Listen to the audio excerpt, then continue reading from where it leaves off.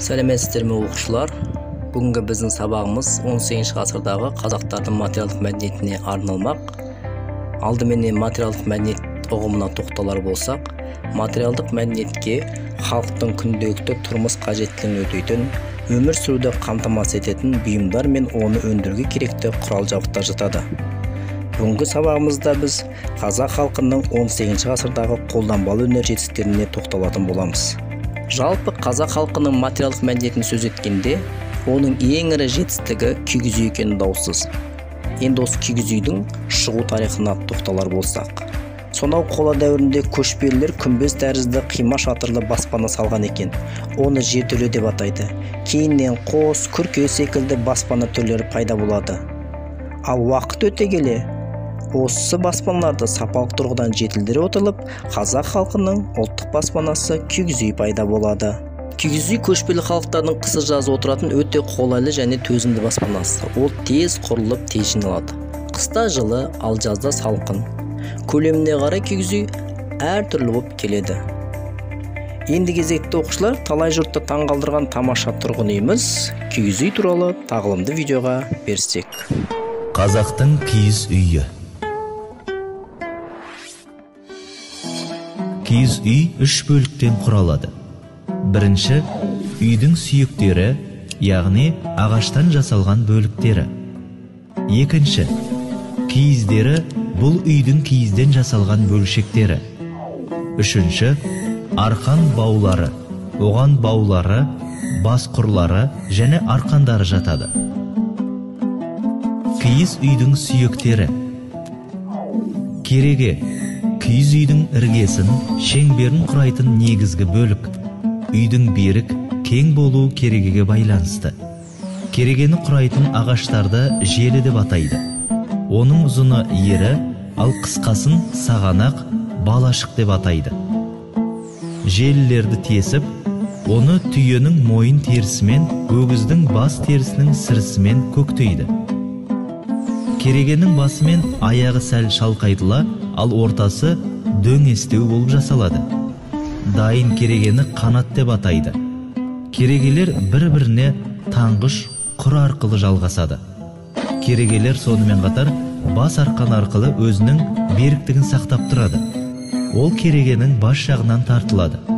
Сәндік үшін және керегенің басы туырлықты қажамас үшін бас арқанның тұсынан басқыр жүргізіледі. Есік. Киіз үйдің 2 есігі болады. Ішкі есік сықырлауық ағаштан жасалады. Киіз есік. Ол киізден жасалады және сыртқы есіктің сыртынан жабылады. Киіз есік ашық кезде шиыршықталып, маңдайшаға жинақталып қойылады. Ағаш есіктің бөлшектері: маңдайша, 2 босаға, табалдырық, 2 жарма есік. Сықырлауықты жапқанда маңдайшада бекітілген айналмалы ағаш тиекті бақалақ деп атайды. Уық. Кереге мен шаңырақты қосатын бөлік. Уық алақаны, иіні, қары және қаламы деген атаулардан тұрады. Үйдің көлеміне сай 60-160-тай уық болады. Шаңырақ. Киіз үйдің жоғарғы бас бөлігі. Ол тоғын, күлдіреуіш, кепілдік деген бөліктерден тұрады. Сонымен оқушылар, видеоны мұқият тамашалап болсаңыздар, енді кезекте кигіз үй жайлы ретін тапсырмасы. Бұл тапсырмада сіздер кигіз үйді құру реттілігін дұрыс табуларыңыз керек. Кигіз үй туралы 5 сыныпта жақсылап танысқан сіздер үшін бұл тапсырманы орындау қиынға соқпайды деген сенімдемін. Ал ендеше сәттілік, уақыт кетті.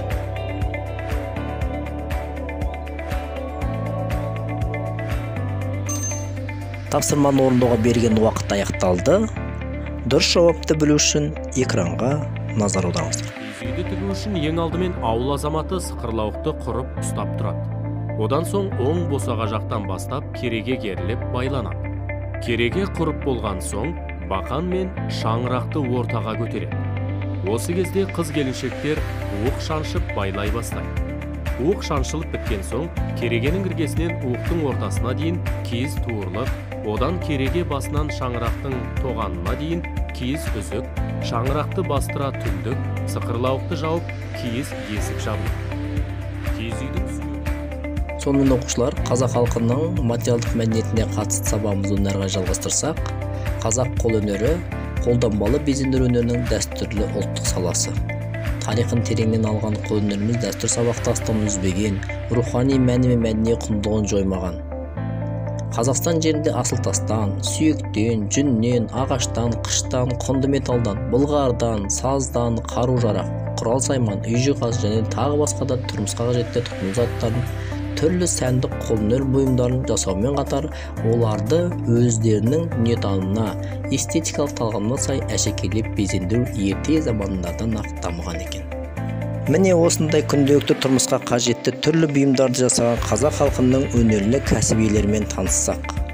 Ұста, темір өңдеумен айналысушы адамды осылай атаған екен. Ал иірші болса, ер-тұрман ақтабізелерін дайындаған. Үйші болса, ағаштан киіз үйдің негізін жасаған. Шебер, ол кісі музыкалық аспаптар дайындаумен шұғылданған екен.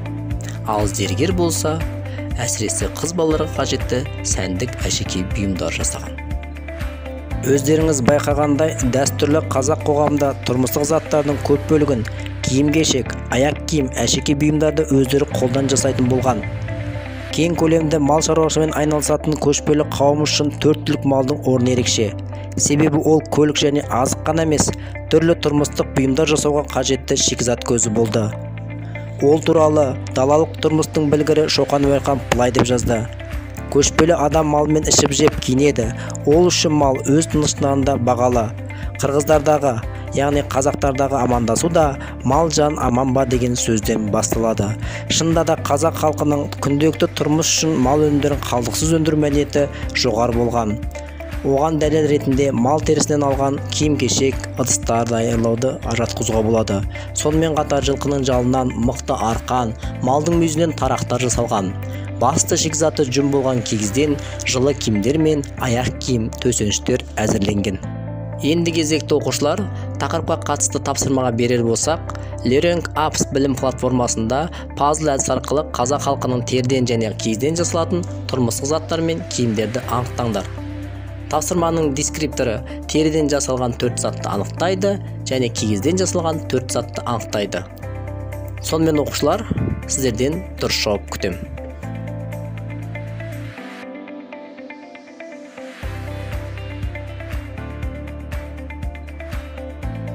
Сонымен оқушылар, берілген уақыт аяқталды. Қазақ халқы теріден белдік, том, ішік және торсық жасаған екен. Ал кигізден қазақ халқы байпақ, қалпақ, сырмақ және текемет жасалған екен. Міне сіздердің де жауаптарыңыз дәл осылай болса, жарайсыңдар деген сөз шығуға тиісті. Сонымен оқушылар, сіздердің де берген жауаптарыңыз дәл осындай болды деген сенімдемін. Жаңа ғана пазл арасынан шыққан ой өрнекке тоқталар болсақ, жалпы қазақ халқында ой өрнекке ерекше мән берген. Себебі ой өрнек далалықтарды байлық пен еркіндікті, дербестікті және молшылықты білдіреді. Ой өрнекті қазақ халқы бұйымдарға, тұрмыстық заттарға салған. Мысалға ер-тоқымға, киімге, бас киімге, әшекейге, аяқ киімге, ыдыс-аяққа, тіпті музыкалық аспаптардың сыртында безендірген. Ал енді қазақ халқының ой өрнек түрлеріне келер болсақ, олар өсімдік, жануарлар, табиғат және фигуралық болып бөлінеді. Ал енді осының ішіндегі ең көп тарағандарына келер болсақ, қошқар мүйіз, түйе мойын, қос мүйіз, сыңар мүйіз сияқты өрнектер қазақ халқының әшекейлеп бейнелеуінде кеңінен таралған. Сонымен оқушылар, сабағымыздың соңғы тапсырмасына келер болсақ, қазақ халқының 18 ғасырдағы қолданбалы өнерінің жетістіктерін бағалауға арналған бұл тапсырмада қазақ халқы үшін қалдықсыз өнім өндіру маңызды болды деген пікірге қатысты өз ойларыңызды білдіресіздер. Алдыменен позиция таңдайсыздар, одан кейін осы позицияны түсіндіресіздер және түсіндіру барысында нақты мысалдар келтіресіздер, ал соңында өз ойларыңызды, қорытынды пікірлеріңізді жазатын боласыздар. Сонымен оқушылар, дұрыс жауап нұсқасына кезек берсек, Сіздердің де берген жауаптарыңыз осы жауапқа мағыналас болды деген ойдамын. Сонымен қазақ халқы үшін қалдықсыз өнім өндіру маңызды болды. Себебі қалдықсыз өнім өндіру көшпелі қазақ қоғамы үшін жоғары экологиялық және эстетикалық мәдениетін білдіреді. Мысалы, мал өнімінің қандай да бір бөлігін керексіз етіп тастау ауыр күнә саналған. Сондықтан да оларды артық және қажет емес деген дүниелер болмаған. Бұдан шығатын қорытынды, қазақ халқы малдың сүйегінен бастап тұяғына дейін ішкі қолданыс пен өндіріске тиімді пайдалана білген дана халық болды деп баға беруге болады. Сонымен, бүгінгі 18 ғасырдағы қазақтардың материалдық мәдениетіне арналған сабағымыз аяқталды. Қош, сау болыңыз.